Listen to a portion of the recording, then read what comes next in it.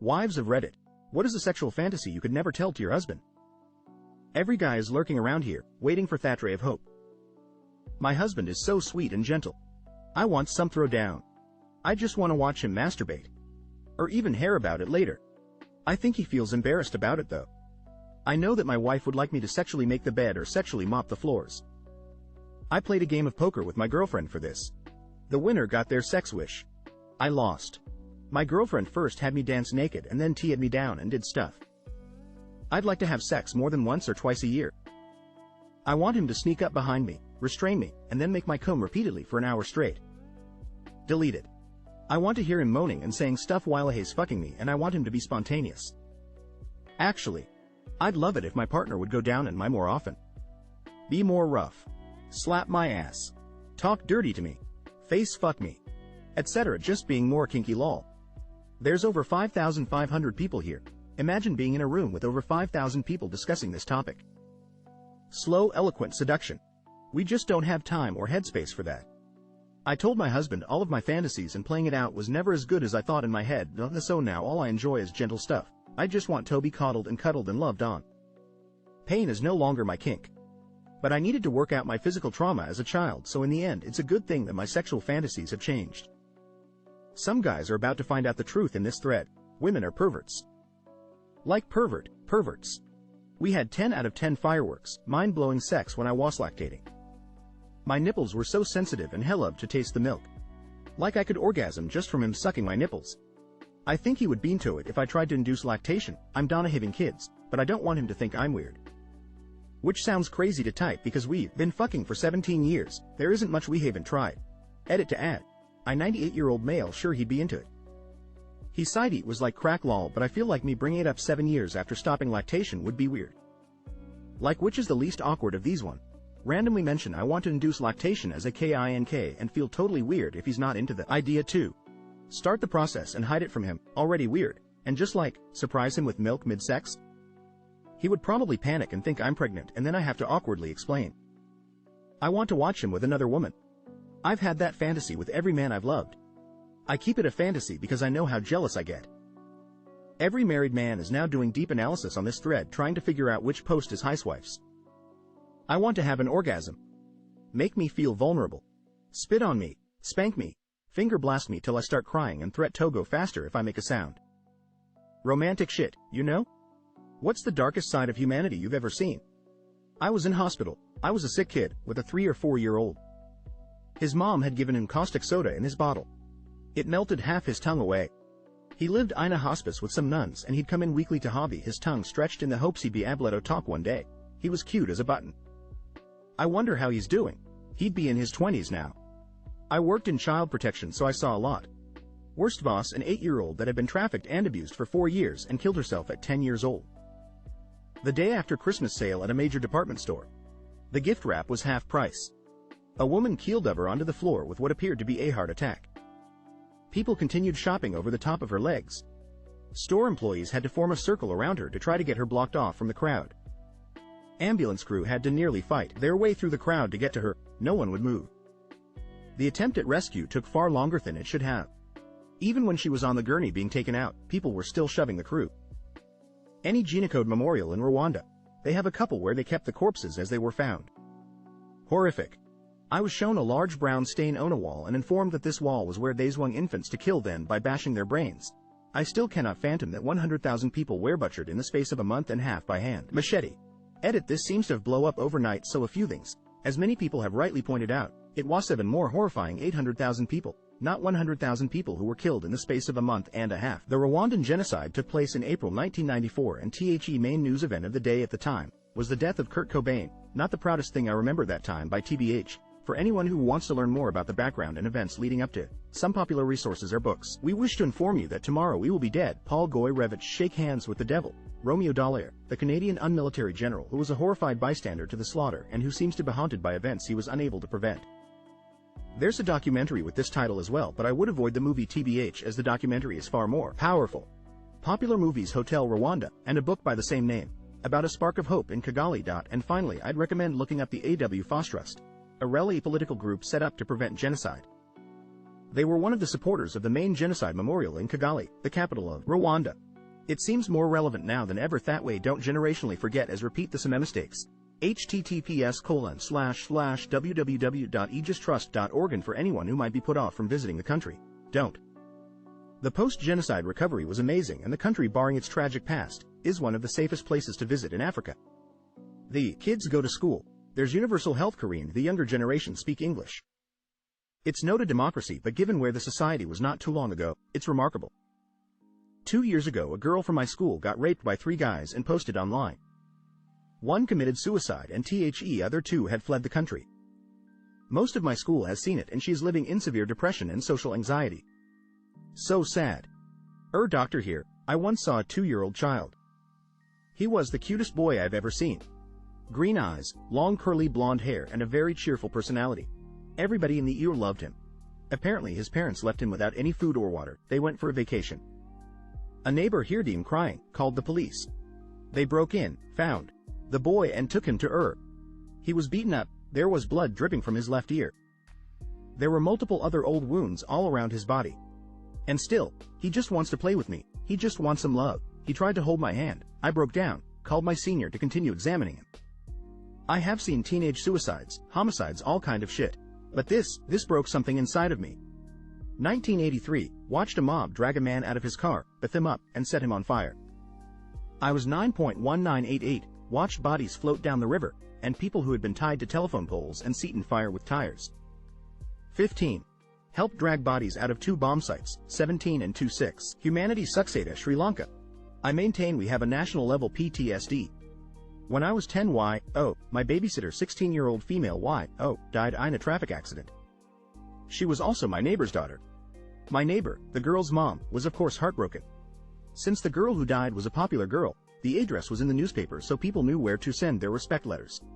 At the night of the condolences ceremony, burglars broke into my neighbor's home and stole whatever they could find, including stuff from her daughter that had just died. After finding out what happened, I developed a very dark and disgusted view on humanity from a young age.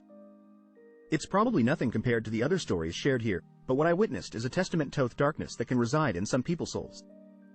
So 3 years ago, I was driving in the countryside on my way home. I was on a very quiet road when I noticed a group of ducks crossing the road, so I stopped to let them pass. Soon after, I saw an oncoming vehicle with a man driving towards me from the other side. I used my headlights to signal him to stop and let the ducks pass. He also saw the ducks because it seemed like he was responding to my request to stop. He slowed down. Ash approached the ducks, but then suddenly accelerated, killing a large number of baby ducklings. I felt sick to my stomach witnessing the carnage. And while he was driving beside me, he was smiling, as if relishing the notion that he had caused harm to the ducklings. I got out of my car and tried to say something, but he sped off. Some people are just messed up worried. I used to work the nightlife scene. I saw a fair number of fights and other messed up shit, but the worst for me wasn't even graphic exactly, it was just traumatizing. I had a 15-minute conversation at 6 a.m. with a date rape victim who was trying to get her phone and purse back from the bar she remembered being at the night before. All she could remember was getting a drink and blacking out. She woke up in some guy's bed and ended up going to theater and having a rape kit done, then had to go to the bar to try and find her stuff. Hospital workers of Reddit. What happens there that's hidden but that we should know about? You are doing your 90-year-old grandmother a great disservice by making her a full code. She will not survive CPR and her death will be significantly more traumatic because of it. Sometimes when people die, we just put an oxygen mask on them and wheel them through the corridors. Less distressing for other patients and visitors to think they are asleep rather than see a body with a sheet over it. An ambulance ride is not a one-way ticket to the front of the line. You still get triaged and code B rolled right to the waiting room if you are non-emergent. We don't care what your dick, vagina, boobs that look like. I have seen literally thousands and can't remember any of them, except for the one guy whose dick tip was touching his knee. Edit. My comment was not saying that people should be comfortable being naked in front of us, or that way won't do our best to maintain your level of comfort and keep you as cover as possible.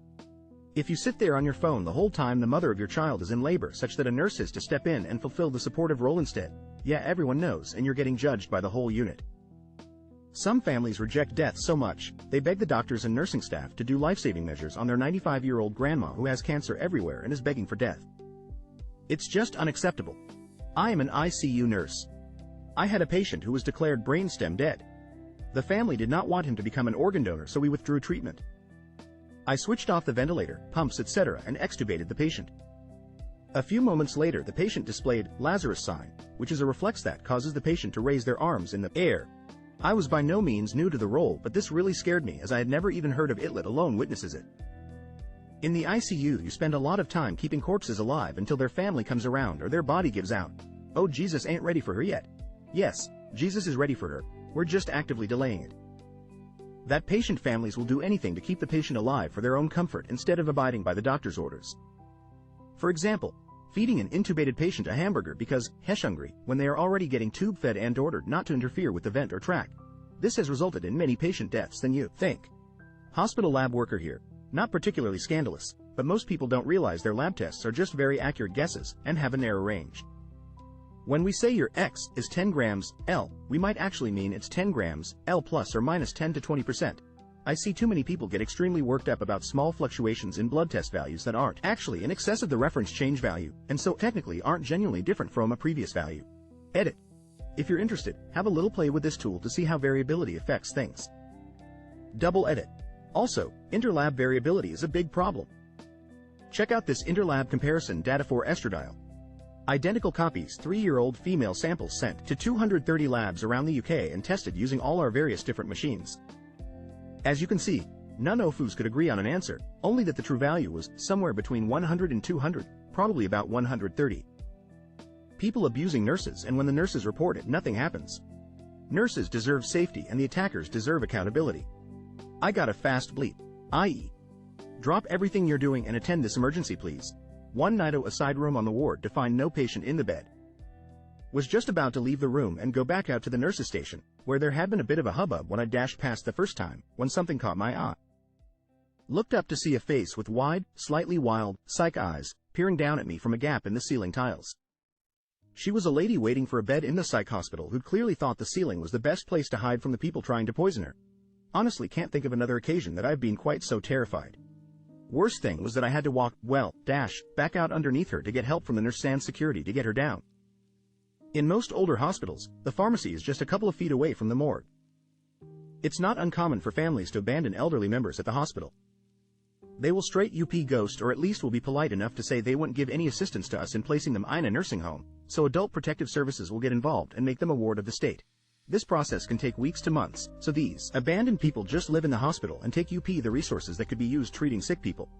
There are also many families that keep elderly members in unsafe living conditions so they can continue to take their social security checks for personal use. If you come into the drunk, there's guaranteed a pool of bets on your blood alcohol level, possibly with odds if there's a pharmacist available to do math for us. Surgeon here. We listen to music in the Most people seem surprised when they hear that. What is something that happens at casinos that is hidden from the public? All the seats they have to replace because of the shockingly high number of PPL that evacuate their bladders and bowels in them. I wandered down to the basement of MGM from a truck ramp and man, it was like a whole city down there. Imagine a massive warehouse with roads and office sand supplies everywhere. The opposite of the glitz going on above it. Suicides. Properties go to great lengths to hide these events from the public, given how bad for business it is. But it happens, and quickly taken care of. It's Avery open but grim secret amongst casino workers apparently. Old people dying. When the MGM Grand opened in Las Vegas, you walked through a giant lion's mouth to get to the front door. Many Asian gamblers saw it as a sign of bad luck so they wouldn't go in. Now it's a smaller statue. My aunt worked at one in Palm Springs, and she said they basically had a room full of extra stools. Old people were sure they were about to hit, and they'd just piss and shit themselves instead of giving up their machine. 90% of casinos have private areas for the high rollers, politicians, gangsters, and other VIPs. I was able to deal cards at one of those events. IWAS literally tipped $500 by some guy for keeping the water liquid. Not sure about Western casinos, but this is for Asian casinos. Asians generally subscribe to the supernatural and definitely the superstitions that go along with gambling. Casino owners tend to hire ghost babies, toils or kamantongs, aborted baby spirits, to kind of curse players in tossing. Superstitious players will bring candies, toss them under tables so the ghost babies leave them alone because of the candy bribe and let them win. I knew someone who hit the jackpot on a slot. It was around $200,000. The casino managers came out to verify, but they said the machine malfunctioned and it didn't count. How is that legal? Just how much money goes unclaimed, uncollected? I worked in the accounting department at one of the main gaming conglomerates and was tasked with cleaning up their unclaimed property accounts. There were players, aka whales, who deposited millions and just forgot about it for years.